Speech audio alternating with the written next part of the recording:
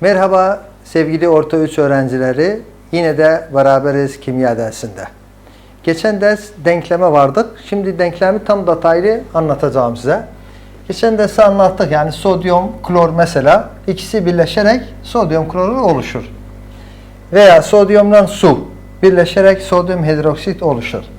Bunların detayları var. Genelde öğrenci, Orta 3 öğrencisi sınavda soruya baktığı zaman denklem veya reaksiyon sorununu gördüğü zaman hemen terk eder. Haklı, çünkü biraz zor. Şimdi bazı notlar var, bazı basit bir yöntemler var. Onları sizlere anlatacağım. Umarım ki fayda bulasınız. Denklem, kimyasal denklem yazalım.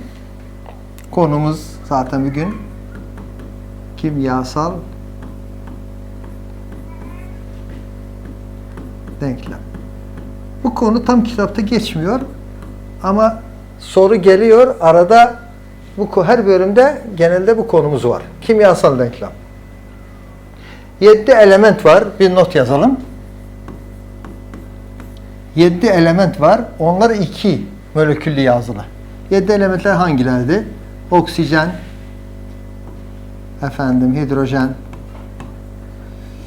nitrojen, brom, klor, iyot, klor. 7 element. Sadece bu 7 elementler numara 2 ile yazılı. Bakınız. 2 yazıyor yanında. Diğer elementler bunun gibi değil. Zaten bizde 112 element var. Periyodik cetveline bakarsınız. Mesela alüminyum. Örnek. Bakınız burada 2 yazmıyor. Magnezyum. Kükürt. Herhangi elementi söylersiniz. Sodyum. Bunlar sadece tek başına yazılır. Yani 2 numara yazılmıyor. Sadece 7 element tek başına yazıldığı zaman numara 2 de yazılır. Bu iyi bir nottu, bunu unutmayın.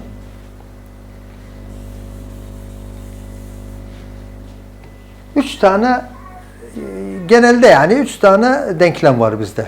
Tekten tek birleşir. Tekten çift var, çiftten çift var. Bunu ben not olarak birinci not yazalım. Tek element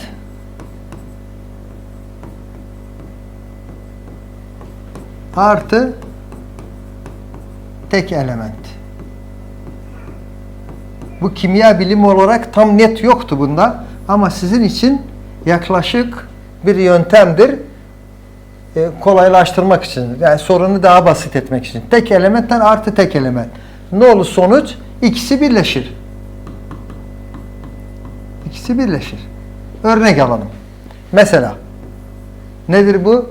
Karbon artı oksijen. Şimdi bakınız, tekti, bu da tekti. Oksijeni 2 ile yazdım bu nota göre. Karbon 2 yazılmamış. Çünkü notta değil. Sadece 7 element. İkisi birleşir. Hani bir not verdik da ikisi birleşir. Birleşmek ne demek? Karbon oksijenle beraber. Şimdi bu soru bu şekilde çözüldü. Genelde 5 puan gelir. Az değil. O yüzden tek artı tek çiftleşir. Bu not kafanızda kalsın. Peki. Diğerine bakalım.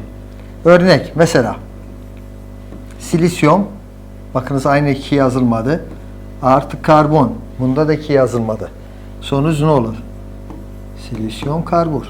Tabi bu kitabınızda var. 5. bölümde bu denklem var. Bakanlıktan da bu denklem gelmişti. Başka örnek. Sülfür veya kükürt. Oksijen. Aynen. İkisi birleşir. Burada 2 yazılmaz. Oksijende 2 yazılı. İkisi birleşti. Başka örnek alalım. Demir.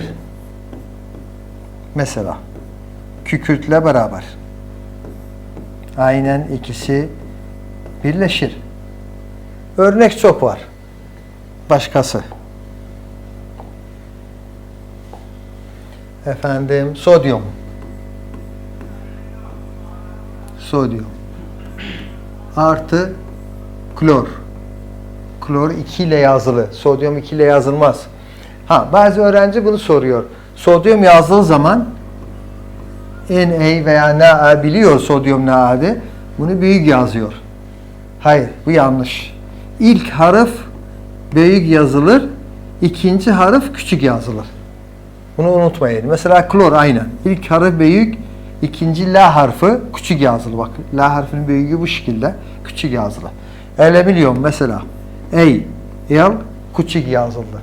İkinci harf küçük. Magnezyum. İkinci harf küçük. Kalsiyum. Birinci büyük, ikinci harf küçük. Bunu lütfen yanlış yapmayın. Buna dikkat ediniz. Tekrar konumuza gelelim. Sodyum artı klor. Sodyum klorür oluşur. Veya ikisi birleşir. Öyle anlayalım. Sodyum klordan birleşti. Şimdi hemen bir soru kafana gelecek sevgili öğrenci. Neden burada 2 yazılmadı? Sonuçta 2 girişte klor 2'di. Sonuçta 2 yok. Neden? Orta 2'nin konusudu bu. Sodyum biraz önce de yani geçen derste de bundan konuştuk. Sodyum pozitif. Pozitif 1. Bir elektron kaybeder. Klor negatif 1. Bir elektron kazanır. Pozitiften negatif. Genelde bileşikler pozitiften negatifti veya metaldan ametaldır. Şimdi birleşmek için 2 işaret 0 olur. Klor yanına geldi. Bu bileşik oluştu. Sodyum klorür. O yüzden 2 yazılmadı. Denge tam net olarak konumuz değildi ama onu da açıklayayım sizin için. Denge ne demek? Şimdi, sodyum bir molekül reaksiyona girdiği zaman çıkarken bir molekül doğru. Kalsiyum, klor 2 molekül çıkarken 1. O zaman bunu 2'ye çarpı etmemiz gerekir. 2'ye. Şimdi burada denge bozuldu. Çıkan klor 2 doğru, evet. Bu normal.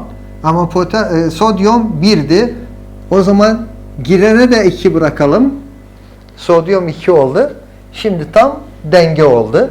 2 tane sodyum girmiş, 2 tane sodyum çıkmış. 2 tane klor girmiş, 2 tane klor çıkmış. Demek ki denge doğrudur. Başka bir örnek alalım. Mesela alüminyum artı klor. İkisi de klor 2 oldu. AlCl3. Burada 3 oldu. Yine de bir öğrenci soracaktı. Hocam neden 3 oldu? Arkadaşlar, alüminyum pozitif 3. Yükselgelme sayısı pozitif 3'tü. Klorun yükselgelme sayısı negatif 1. Peki. Şimdi molekül formülü, bileşik formülü pardon, ne olur? Alüminyum yazılır. Diğer taraftaki elementin yükselgelme sayısı yanına gelir. O da 1'dir, işaretsiz. 1'dir, 1'i yazmaya gerek yok. Alüminyumun 3'tü, o diğer tarafa gider. Yani burada klor yazılı, alüminyum yükselgelme sayısı 3 olduğu için diğer tarafa atlanır. AlCl3 bu şekilde oldu. Bu tekrardan direm orta 2'nin konusudu. Konumuz değildi ama açıklamak için anlattım size. Denge de konumuz değildir ama sadece reaksiyon nasıl oluşur? En basit yöntemler oluşur. Şimdi birinci dedik tekten tek birleşir. Örnekte aldık. Çok bir örnekte aldık. Bir başka örnekte alalım. Aynı kitabımızda bu soru geçiyor. Magnezyum artı klor. Klor 2'den yazılı. Sonuca bakalım. Magnezyum klorür. Şimdi hemen kafana geldi bu soru. Hocam neden burada 2 yazıldı? Diğer tarafta yazılmadı. Bakınız bunda yazılmadı. Burada neden 2 yazıldı? Yine de aynı cevap. Yükselgelme sayısına bağlıdır. Magnezyumun yükselgelme sayısı pozitif 2. Klorun yükselgelme sayısı negatif 1. Negatif 1 aşağıya iner. Magnezyumun aşağına iner. Pozitif 2 klorun aşağısına iner. O zaman 2 oldu. İşaret yazılmaz. Sadece numara yazılır. Diğer notumuz, bu birinci notu aldık. Kolaylaştırmak için bu şeyleri söyledim. İkinci nota gelelim. İkinci not tek element artı çift element.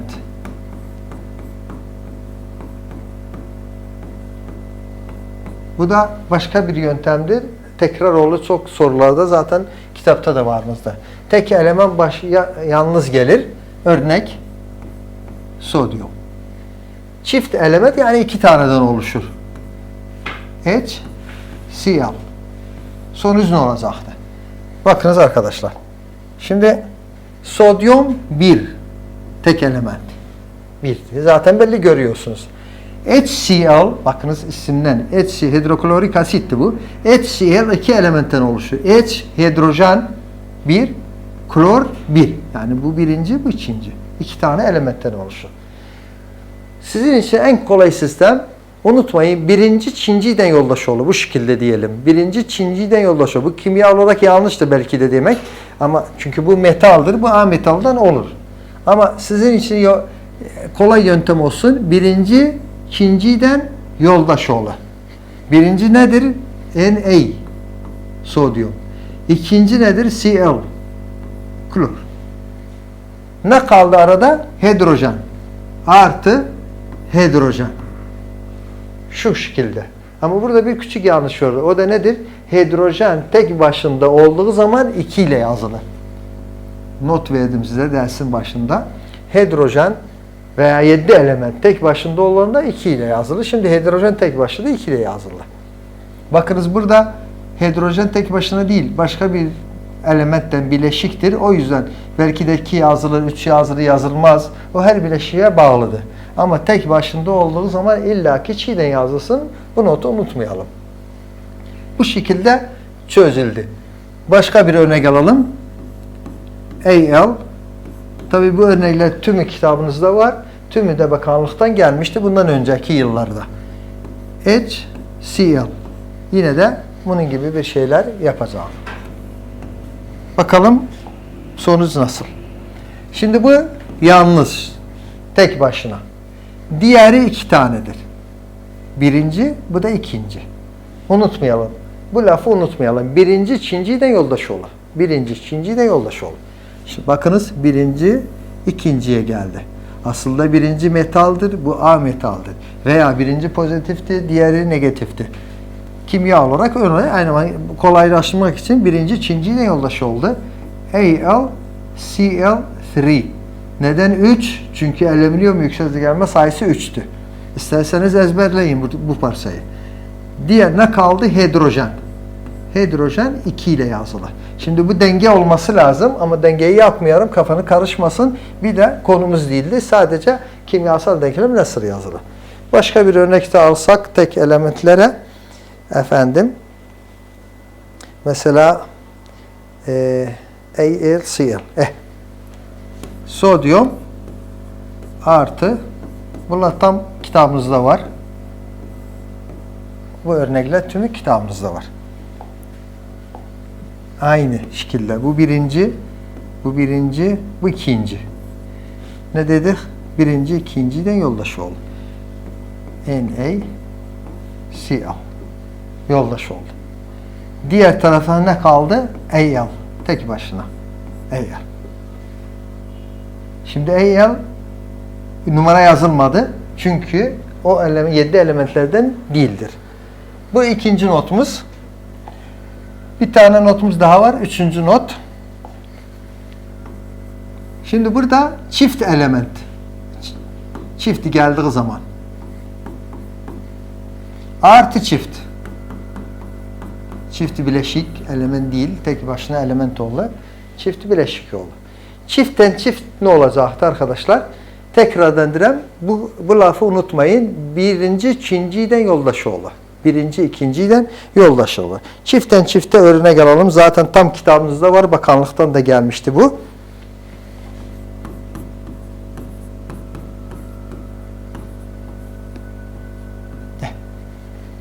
Bu bileşikler 7. bölümde veya 8. bölümde tahmin edilen bu var.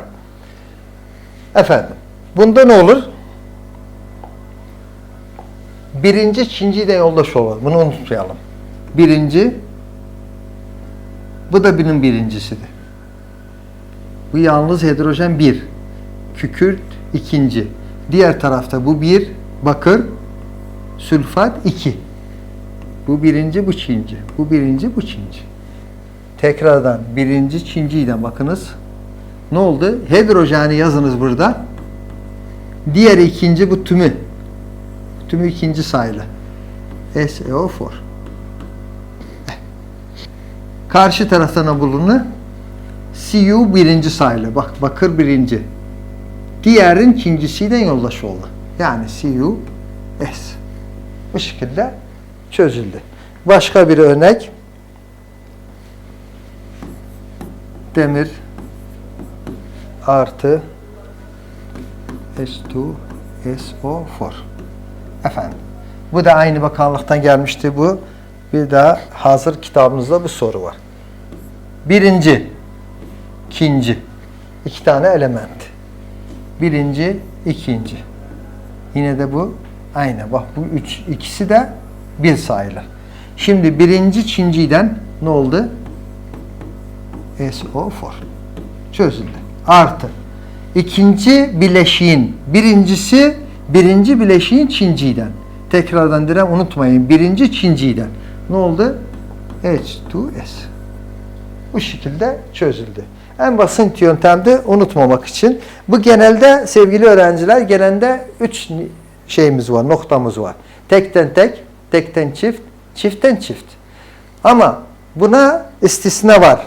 O istisnaları mecburen illaki ezberlersiniz. En kolay yöntemleri kullandım sizin için ama o ezber olarak başka bir şey demeyiz. İllaki ezberleyeceksiniz. Kitabımızda çok örnek var. Mesela SO3 artı H2S. Efendim, bu tam kitabımızda 7. bölümde zaten geçiyor. SO3, H2S, evet. H2O. Kitabımızda bu var.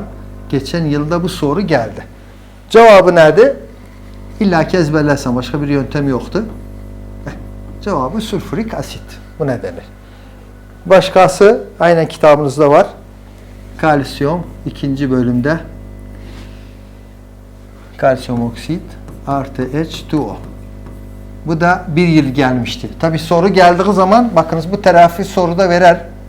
Diğer tarafı sonucu sizden ister. Hemen sonucu bunu ezberleyeceksin. Başka bir çare yoktu sevgili öğrenciler. Efendim, sodyum bunlar en çok tekrar olanlarıdır. H2O ne demek? Su. Bunu bilmeniz lazım. Sodyumdan su. NaOH. Sonuç budur. Artı hidrojen. Artı hidrojen. Denge yapmıram. Sadece konuları ezberlemek için. Efendim, bir başka var. Bu çok tekrar olur. Bunu tek başına yazayım. Unutmamak için. Çünkü çok tekrar olur bu soru. Amonyak. Amonyakın sembolü budur. Artı 7. bölümde bu soru var. Amonyak artı HCl. Bu belki de 3 defa gelmiş. Sevgili öğrenciler buna dikkat edin. Hidrojen 3'tü. Başta bunu yazalım. Hidrojen 3'tü. Buradan da bir tane geldiği zaman ne olur? 4. Arada ne kaldı? Klor. Tamam. Bu şekilde. Bu da ezberlediğimiz hani unutmayın, ezberleyiniz. Bazı işaretler var. O sınav yani çok önemli değil ki sadece bilginiz için. Mesela ok üzerinde üçgen yapılı. Bu ne anlamına geldi? Isı. Bazen öyle bir ok olur. Bu ne anlamına geldi? Gaz. Bazı reaksiyonda bunlar yazılır. Öğrenci çok sorar. Bu ne demek hocam? Bu ne demek hocam? Bu gaz demekti. Bu ısı demekti. Bunu bıraksan bırakmasan çok bir zor şey yoktu konunuza. Sevgili öğrenciler, burada denklem olarak, kimyasal denklem olarak her yıl 10 puan gelir. Bir şık gelir 10 puan. Bunu açıkladım sizin için. İnşallah umarım ki iyice anladınız. Allah'a ısmarladık.